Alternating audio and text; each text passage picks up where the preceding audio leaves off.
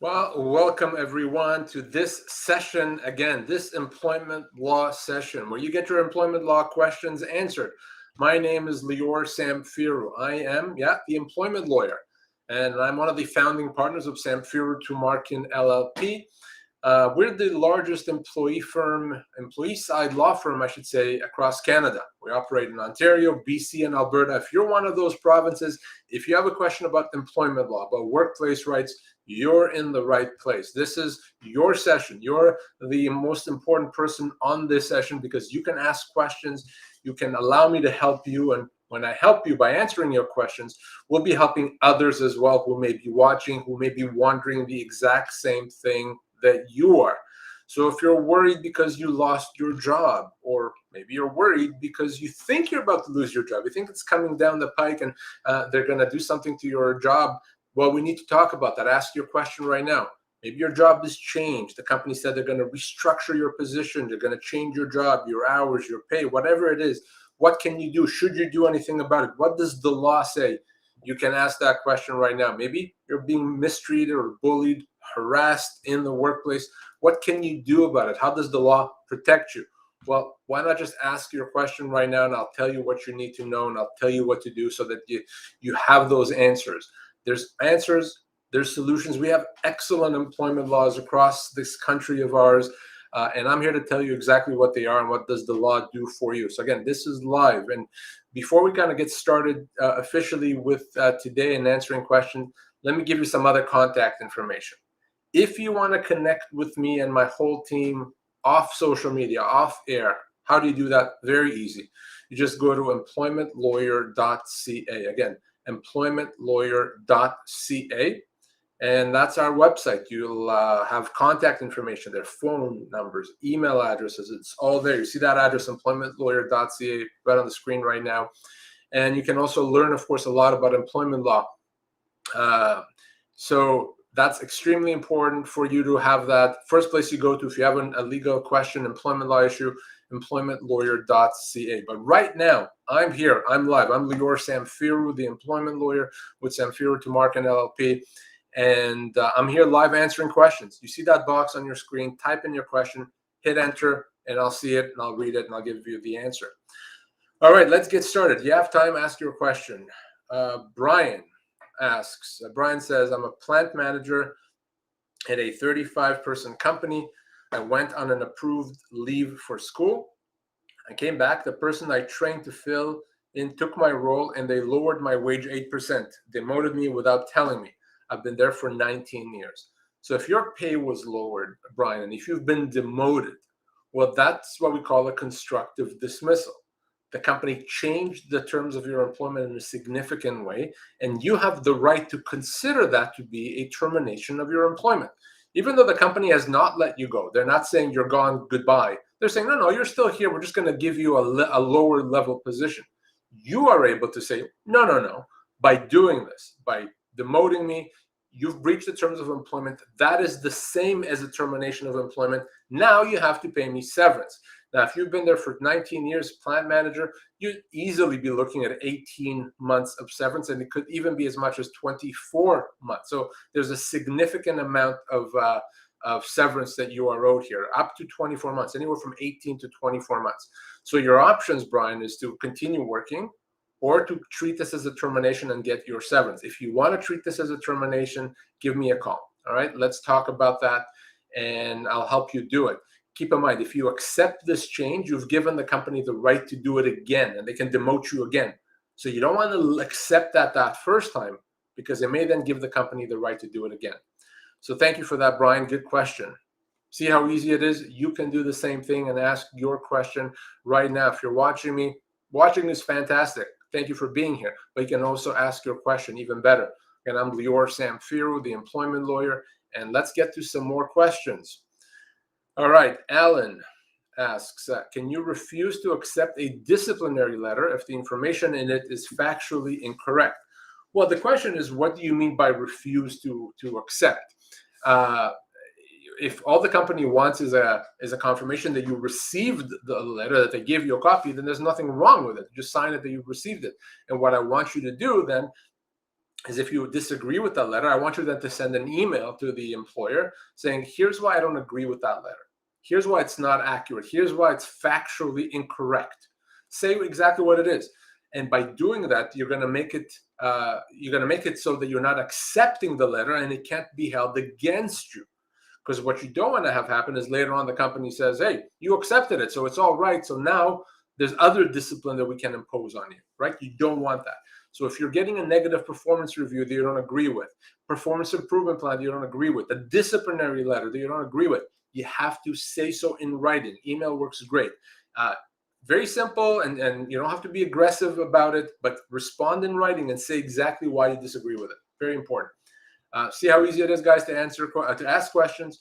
Welcome. I'm Lior Samfiru, the employment lawyer. I'm live, and I'm going to continue answering questions right now. Questions are coming in. You have time. Don't wait till the end of the session and run out of time, right? You have time right now to ask questions, so ask them. All right. Let's see. N. Stinson says or asks, you've said that 90% of cases resolve in a matter of weeks once you send a letter to the employer. Can you please elaborate how long it takes to resolve the other 10% and typical reasons for delay? Well, let me put it this way. It's extremely rare for a case to take more than a few months, extremely rare. And oftentimes it's because either it's a very complicated case or maybe someone is being unreasonable. Sometimes it's because there's factual disputes. We disagree with the other side about certain information and we have to gather all the facts. But in employment cases, the majority of cases resolve quickly. A few weeks, couple of months, in that range, the majority of them. And almost all of them resolve way, way, way before you even see a courtroom, okay? So oftentimes people are afraid of the process. They don't want to call us. They don't want to get legal advice because they think, well, that means I'm going to get into a legal battle that's going to take forever. Nonsense. Not at all. Usually these matters resolve quickly on very, very good terms if you have someone on your side that knows what they're doing, okay? So that's why you contact me. And of course, to contact me and my team, easy. That address is on the screen below me right now, employmentlawyer.ca. Again, employmentlawyer.ca, the place to go to get that information, connect with me, phone numbers, email addresses. I'm not just some guy that shows up on social media. I practice law. My team practices law. We help individuals across the country every single day. All right. Let's see. Next question is from T. Dollar Writer. I've been on disability for 3 years now, so my return to work status has changed from my occupation to any occupation. My employer sent an email to my insurer that the 2-year period saying that my position is no longer available. If I no longer have a job to go back to, does the employer have to pay severance? So if your employer has notified you that there's no job for you to come back to, then yes, they have to pay you severance unless your doctor is saying that there's no likelihood of you ever being able to go back to work. If your doctor is saying that there's no likelihood of ever being able to go back to work, you may still be owed severance, but it's going to be a very small amount. But if the doctor is still leaving the possibility open that you may be able to go back to work, then yeah, you're owed your full severance. And that could be a very significant amount. So it's a question of what is your doctor saying? Is your doctor saying you're done? You're not going back to work, that ship is sailed? Or is your doctor saying, no, you're getting better, so at some point you may be able to go back? If it's the latter, yeah, you're owed your full severance. And in fact, this could be a human rights violation by them saying, no, we don't have a job for you. So very important to remember that. So best advice I'm going to give you here is call, okay? Reach out to me and my team through employmentlawyer.ca, and let's make sure that we assess your matter specifically. I want to know why you've been off, what your doctor is saying, what information has been communicated to your employer. Those are very important things for us to assess, okay? So T. Dollar Writer, please reach out to me again, employmentlawyer.ca. Great questions so far, guys. Fantastic questions. Please keep them coming. Take advantage of the fact that I'm here, and let's make sure I get the opportunity to help you. I'm Lior Samfiru, the employment lawyer with Samfiru Tumarkin LLP. Let's ask some more questions and let's get more answers. Bev Elliott asks, why are employment laws not being followed regarding nurses in long-term care homes receiving severance pay when placed on unpaid leave for refusing COVID shots? Well, because with nurses in long-term care homes, there was government mandates in place. Okay, so because of that, it was not up to your employer to decide. So the employer was following the law in those situations. So if there's no government mandate, it's very different. If there is a government mandate saying you have to have a mask, not a mask, you have to have a COVID shot, then your employer is just following the law. They have no say, so they're not going to have to pay you anything if you refuse because they don't have any say in the matter. All right, let's see.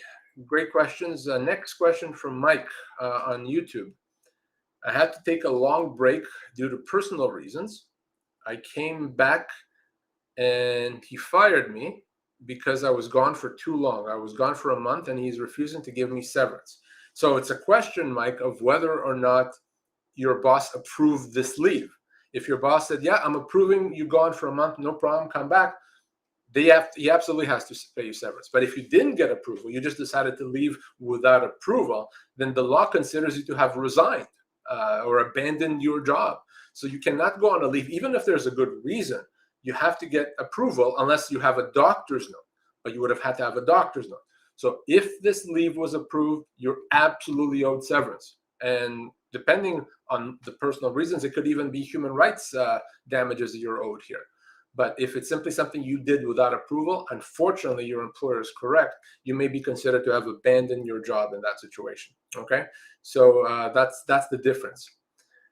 N. Stinson has a follow-up. She says, let's see. She says, I had to, any status update on the dedicated episode of Employment Law Show TV program on remote work?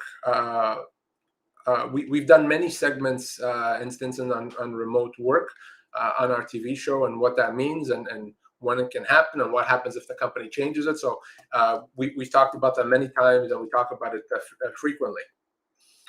Let's see. Next question here is from Grace. I'm going to answer Grace's question, but I'm also going to encourage you to continue bringing questions up. I'm still here. You're still here for the next 20 minutes or so. So let's make sure we get more questions answered. Grace asks, I informed my employer I would be retiring and gave about 6 months notice. My employer was not pleased with this, and as I am in charge of several accounts in a yearly conference, they keep pushing back my end date, and I'm not sure what my obligations are to go along with this. My contract itself didn't mention anything regarding longer notice periods. What should I do here? Well, it's not your employer's decision, Grace, when you resign. So if you said I'm resigning effective September 1st, that's it. And they can ask you to change it and you can decide if you want to or not, but they don't get to say, no, it's not September 1st, it's November 1st. It has nothing to do with them, right? You can resign whenever you want to resign. They can ask you, and if you want to, you can agree to it. So ultimately, it's 100% up to you. You don't need input. The company doesn't have a say. They can't force you. They can lock you in a room and say you're not leaving. So they can ask. If you want to do it, great. If not, completely up to you. For those joining us right now, I'm the employment lawyer, Lior Samfiru. I'm here live answering questions about employment law, wrongful dismissal, constructive dismissal, workplace harassment, human rights violations. You name it, this is the place, this is the time. Ask your question right now. Make sure you get answers. Just like Bev, who asked the question, says, Bev says when Rob Ford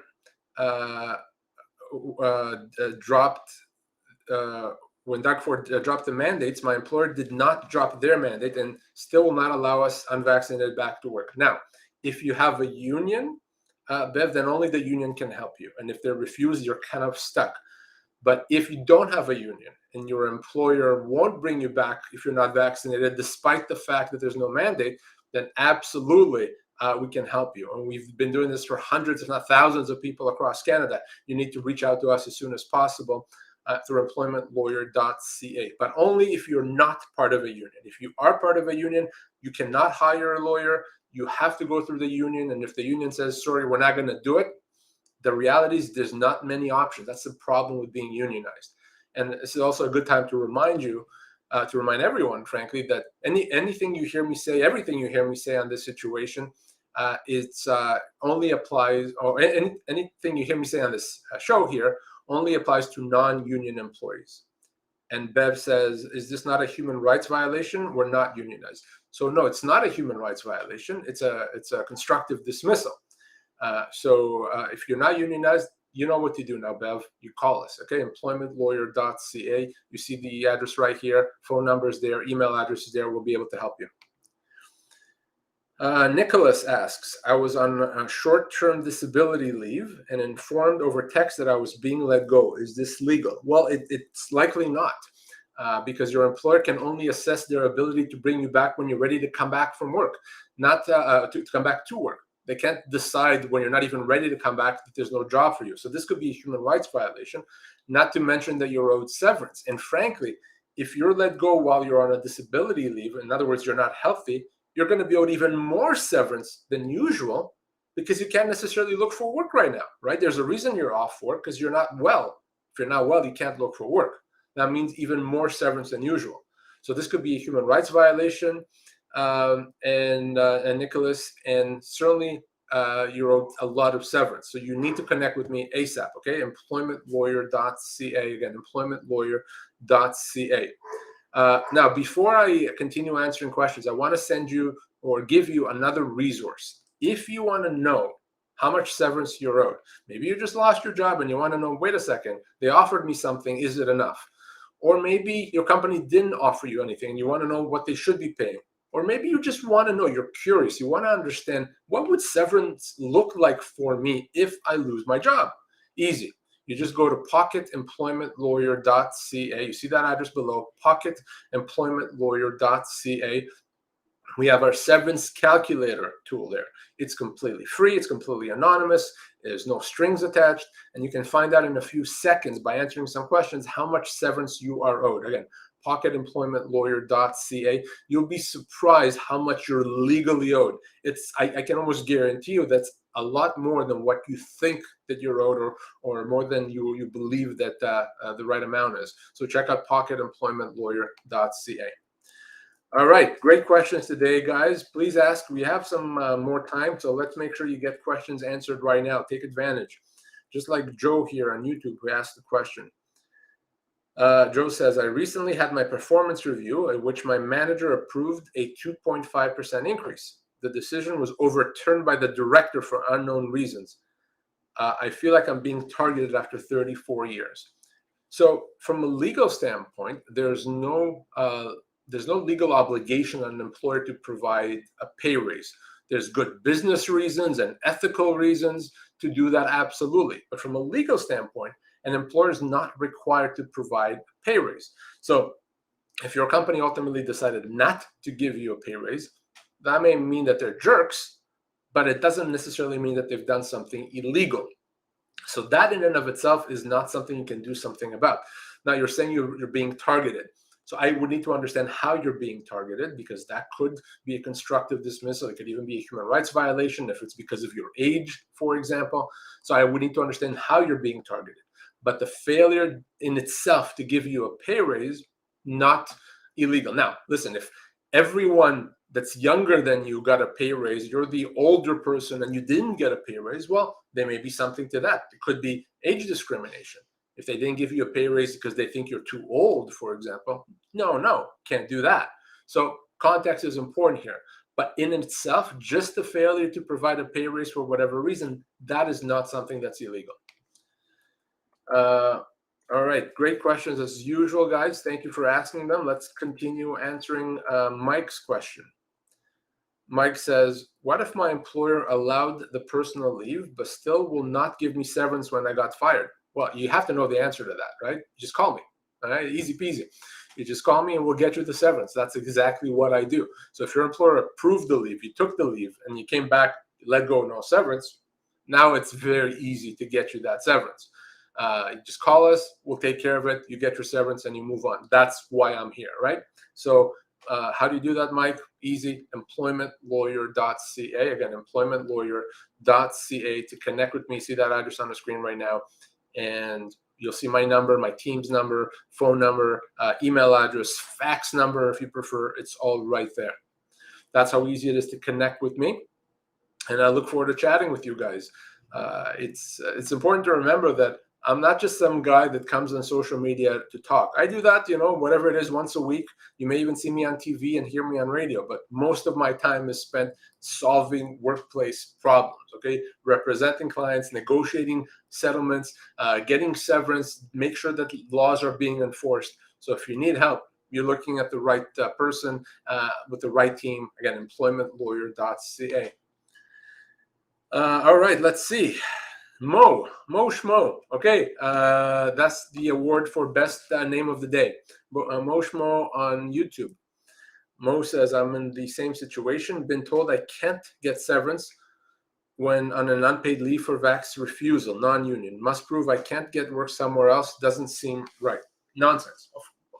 All you have to do is just give us a call. Like I said, we've resolved hundreds and hundreds and hundreds of these matters across Canada over the past couple of years now, I guess. So it doesn't matter what your employer is saying. If you're not working, you're put on a leave, and you're not getting severance, call us and we'll get you severance. Okay, we're still resolving these cases every single day, Mo. So all you have to do is connect with us through employmentlawyer.ca. You see that address, employmentlawyer.ca. Thanks for that, Mo. All right, let's see. Take some more questions. Tina, my workplace is becoming increasingly stressful due to bullying from a new manager. We're a small company, don't have much of an HR department. How do I move forward with this? I'm considering even taking stress leave. Well, here's the thing. If you're being harassed, bullied, mistreated, of course that's wrong. That's illegal. You have a right to work in a harassment-free work environment. But the question always becomes, how do we prove this harassment?